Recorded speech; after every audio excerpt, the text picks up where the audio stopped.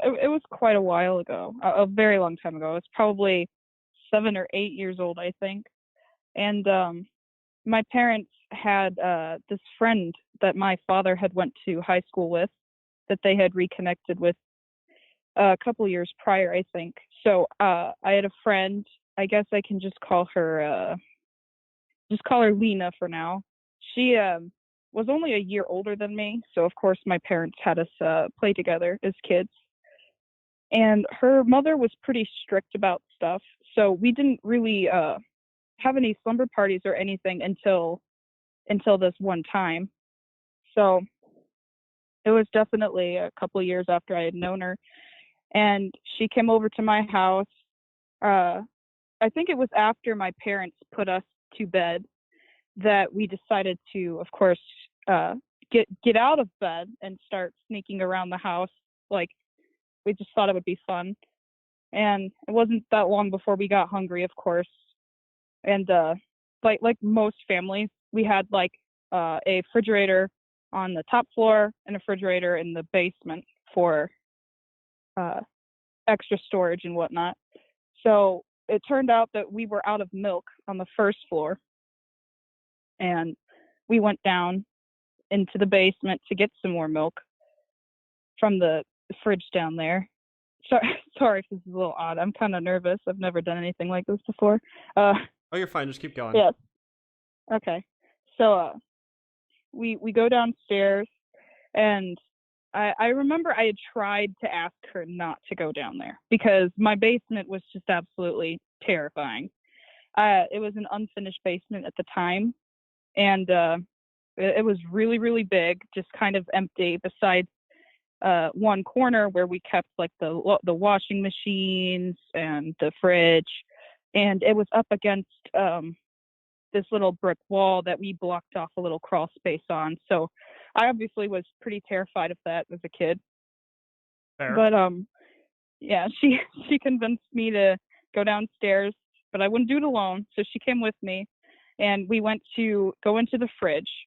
And I this part I what I because I didn't actually see him myself until many years later. But I was in the fridge, and at some point I just hear her start screaming at the top of her lungs. And I mean, it's like I've never heard anything like that before, especially at that age. And I don't think I've ever seen somebody that terrified in my life. But I turn around because she's screaming bloody murder, and she's standing there and she's shaking, jumping, just freaking out. And she's just I didn't know what to do. We kind of stood there for a second as she's freaking out, and then she ends up running right up the stairs. And so I follow her because I have no idea what's going on. I'm screaming, she's screaming, we're both terrified. I don't know what we're running from. And we get upstairs, and she basically just throws herself on my living room floor, and she just starts shaking and kicking and just freaking out. So of course my parents, they come running out from their bedroom, and they at first they think that she's having a seizure or something. They told me when I asked them about the incident, um, that they were sure she was having a seizure or something, and so they like tried to turn her on her side or pick her up or something. And by the time that they had gotten her up, she just started bawling her eyes out. And they were asking her like, "What's wrong? What's wrong?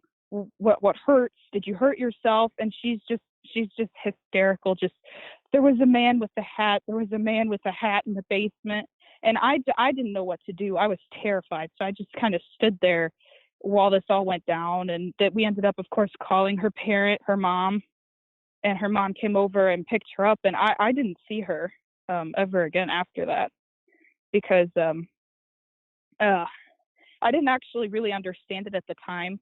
Her mother was very strict, and was definitely probably not happy about the situation.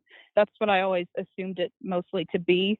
And it what it was years later when I was much older. I was on Facebook, and she popped up, and so of course I added her as a friend, and I ended up messaging her and asking her how she was and everything. Of course I didn't mention this because it was not really the first thing I would want to say to somebody who I hadn't seen in so long. And she had told me that she had been in and out of mental hospitals for years and that she had been struggling with paranoid schizophrenia, and she told me about having visions and hallucinations, but she's doing much better now. Last I checked, she was actually engaged, and she's definitely at a better point in her life. So of course I don't want to, you know, say anything about who she is or whatever, because I don't want to take her back to such a difficult time in her life. What was she saying while she was freaking out on the ground? I want to be very careful when talking about anything with mental health. Yes, of course, at the time that I did see him years later, I was probably around, I don't know how old I was, maybe 10, 11. So I saw him myself, but at that point I hadn't reached out to her and I hadn't seen her since. So I didn't know that she was having mental problems or that she was mentally ill.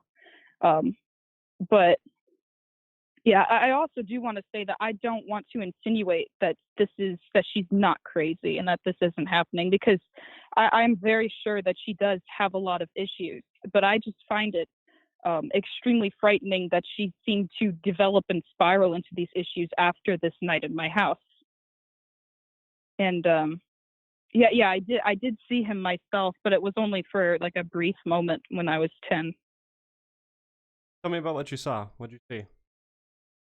Um, well, I remember I had by this time a couple years later we had the basement more renovated.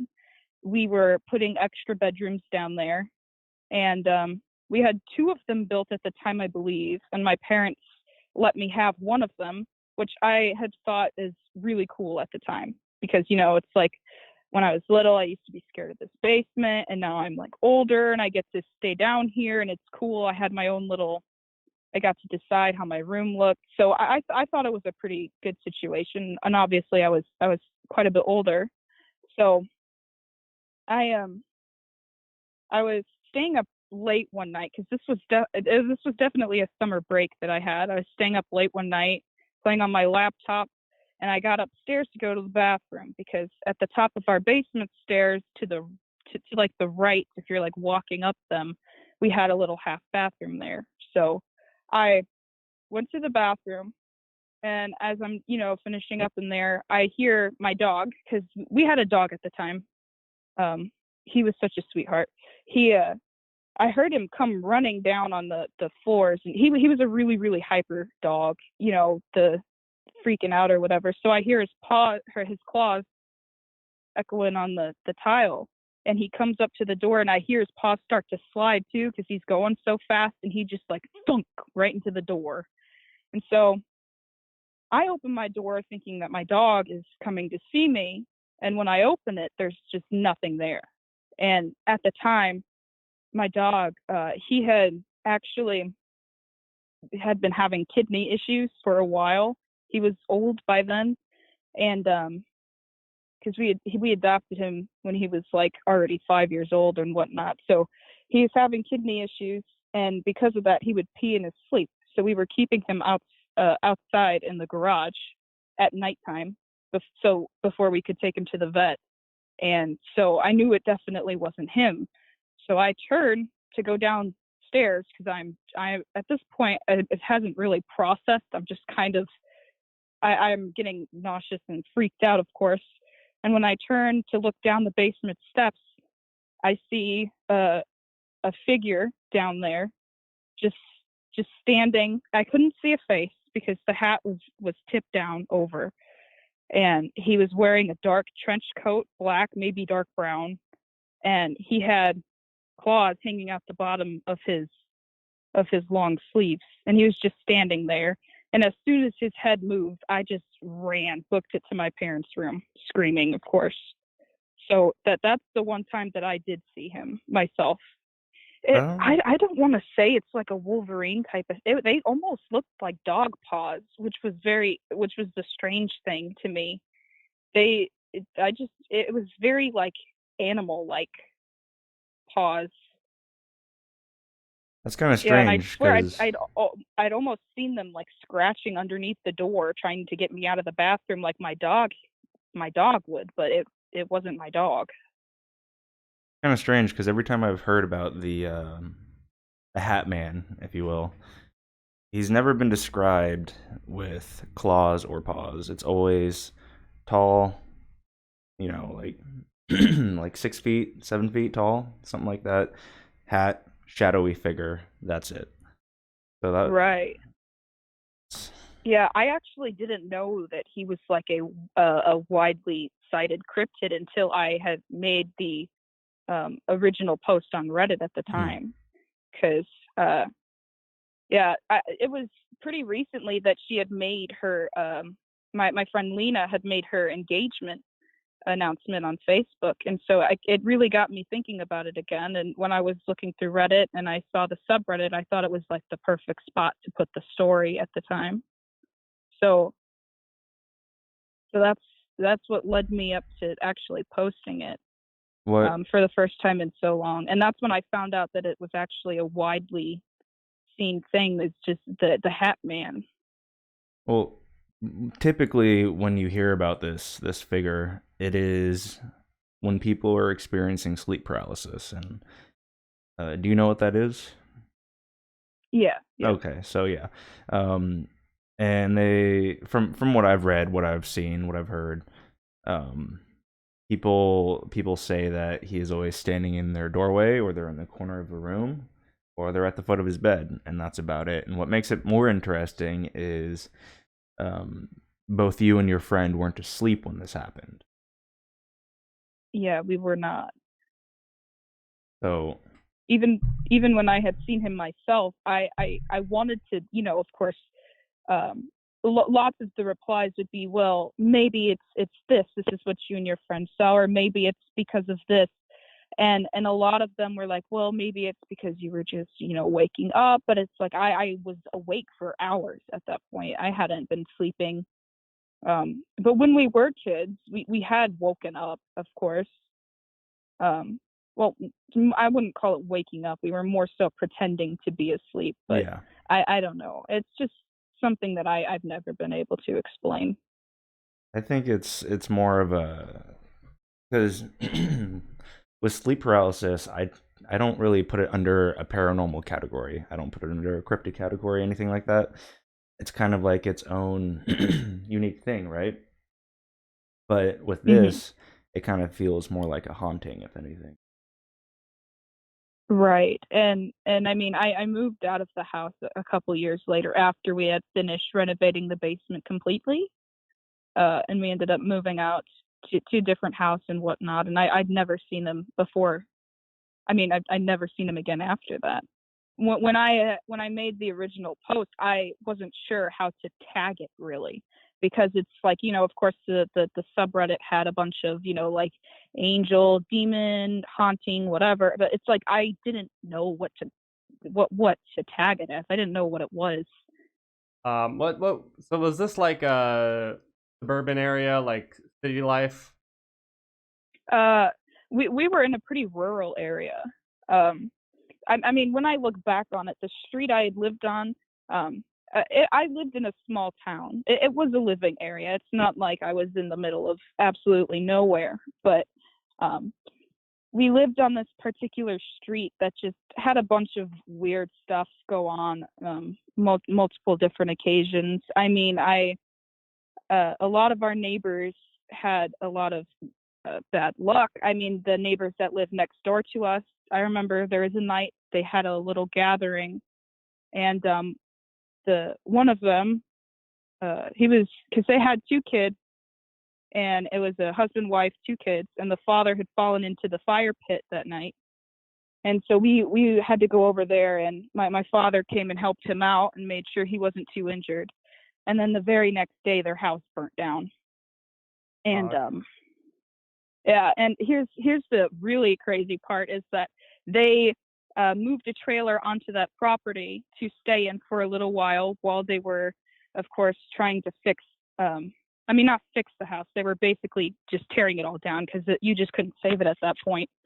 But uh, they moved a trailer onto the property while that was going on, and their trailer also burnt down, and they just gave up on the property after that and moved away. we uh we had another neighbor who lived more. He lived kind of like a we had a little small backwoods area, and then he lived on the other side of that. And he was just an odd guy that would wear really strange outfits. He was a cross dresser. Not to say, of course, anything bad about that, but he was really crazy. He would drive his four-wheeler around really fast by our house all the time. He would shout at the kids whenever we were out and kind of threaten us from his four-wheeler. And of course, a couple of months into doing that, he ended up crashing it and killing himself. So there's just a bunch of crazy stuff that happened on that street. I don't live in the area anymore, but a lot of weird stuff would, of course, happen there.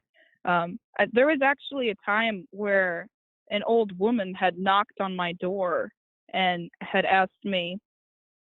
This was a completely different subreddit that I put it in, because it was more of like an I was almost kidnapped type of thing, where an old lady had come to my door and had asked me to come over to her house and help her get the keys out of her, I think it was her son's car, because he had locked them in his truck and she needed someone small enough to fit in the back window.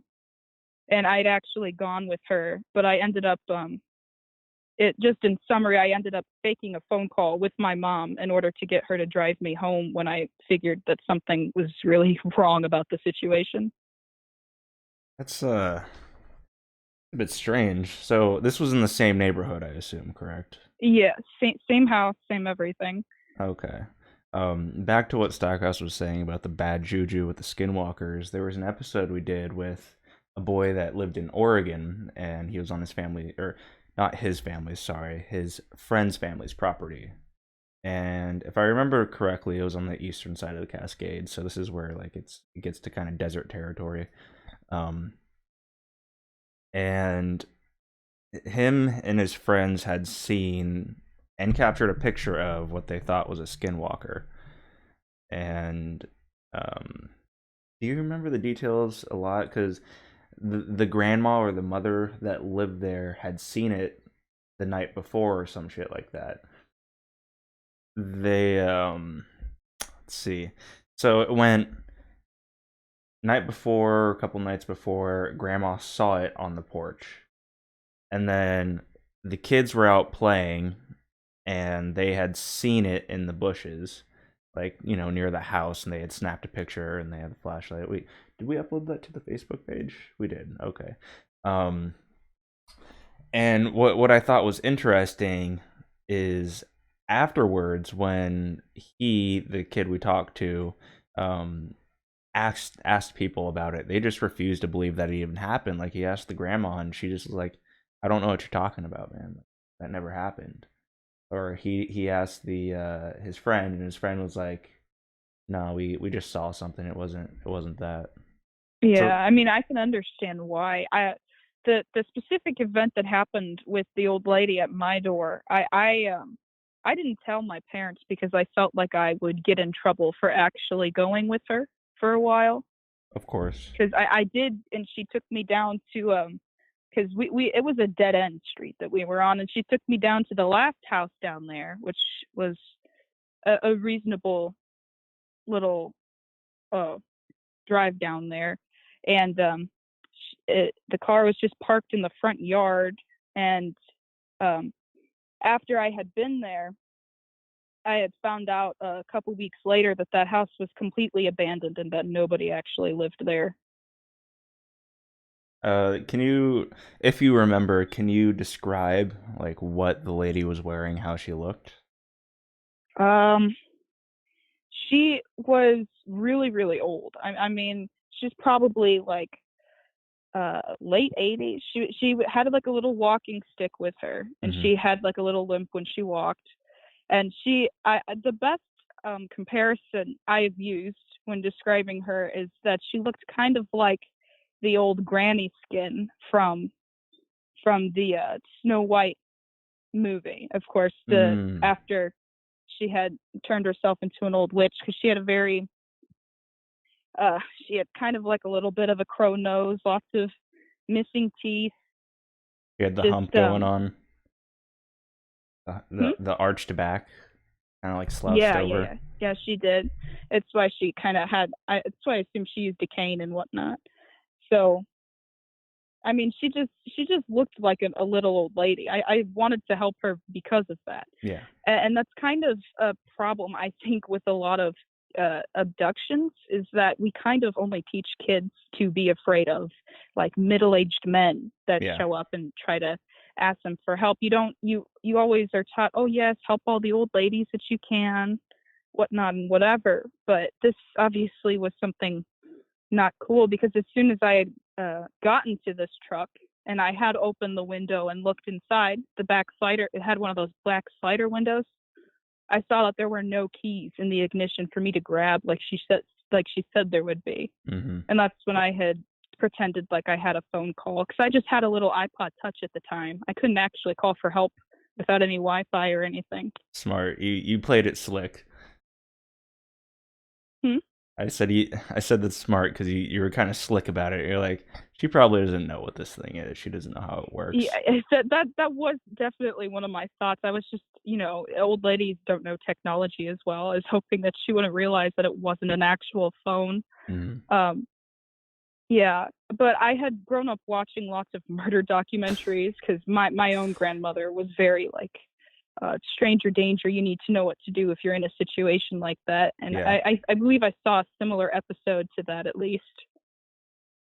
I think that back to the old kids are typically taught like watch out for the middle-aged men kidnapping you. You're correct about that because like an old lady, that's very like you don't think an old woman's gonna try to kidnap a kid.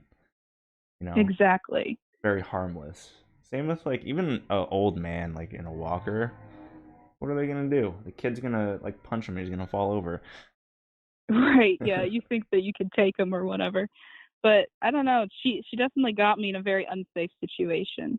Yeah. Uh, I didn't even realize, like at the time, how odd it was that somebody was coming to my door. Because you think, like when it comes to abduction stories, you Mm-hmm. always see kids getting snatched up off the streets, or they're walking alone and someone offers them a ride, or something.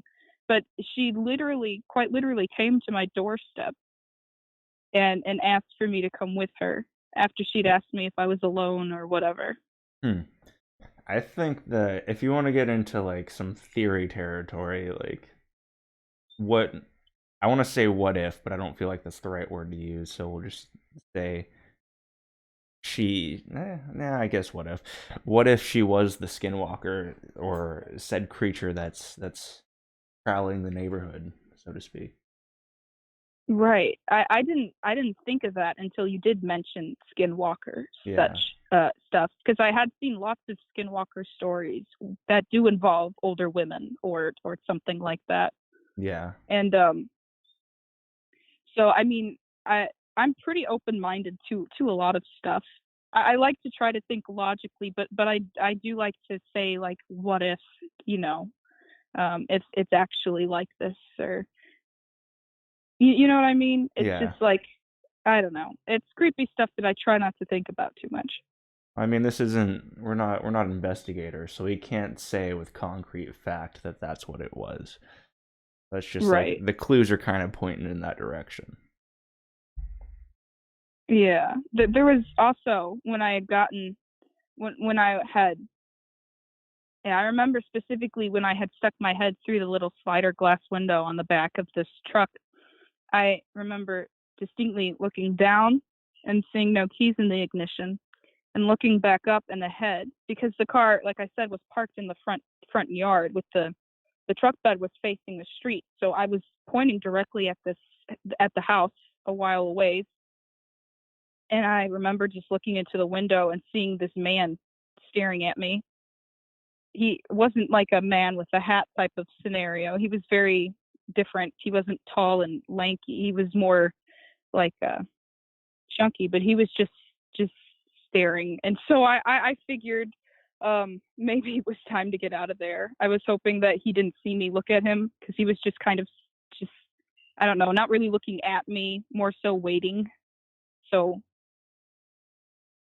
yeah, it was definitely probably one of the scariest things that's ever happened to me individually, not like me watching happen to someone else, of course. Right. Yeah, when I think about when I think about the old lady situation, even if they were real people, it's almost like I feel like if something was really off about the neighborhood, that it would draw people like that in. Of course, Hmm. just bad people everywhere. You ever notice any animals go missing around your neighborhood? Yes, lots of our neighborhood cats actually. We assumed we had like a coyote problem, but I remember one of my cats went missing, one of my neighbor's cats, stuff like that. I Yeah, th- it's like I don't think much about it because living in a slightly more rural area, we of course have a lot of wildlife that could get to animals like that and such. I think that cats would be an easy target because I'd assume that's very rare that people like declaw their cats, and when people do, cats Mhm. turn to biting. So there's that. They would be a little bit easier to catch because if you're a beast, we'll call it a beast. People might hate saying that. Um, a cat bite's not really shit.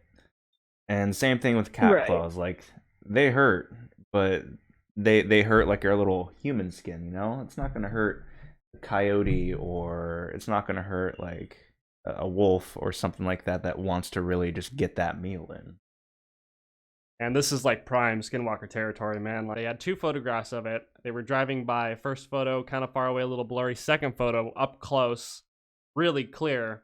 And like, it's this dog walking on two legs, and it's got like flesh and bone showing. And it's like up walking right on 2 feet, and it's like clearly alive. And it's like one of the freakiest photos I've ever seen. And let me tell you, if it's a fake, it's one of the best fakes I've ever seen. It is for real freaky.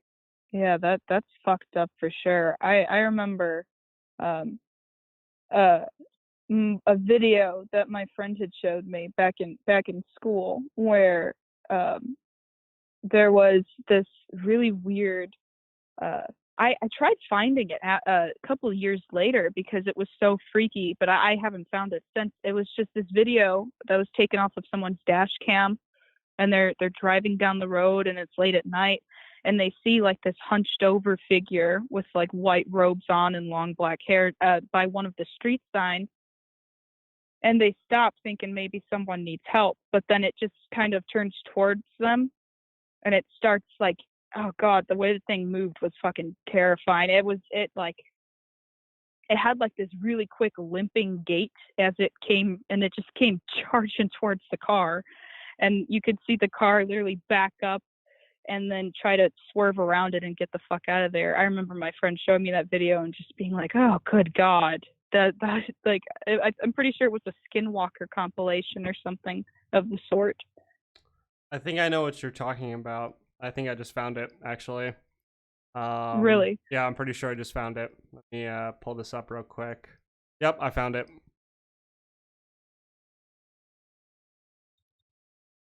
Oh, that's definitely it. I found it. Oh God, I don't even want to. I don't even want to see it anymore. Yep, it's like wobbling towards. It's got this long black hair. It's hunched over, like looking Mhm. right at the vehicle. The vehicle starts backing up. She's got like a little Right. little stick. Oh Yeah. god, That that's that scared the shit out of me when oh my friend showed fuck, me that. man.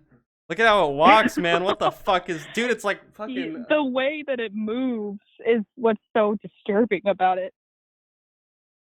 It's like a giant penguin.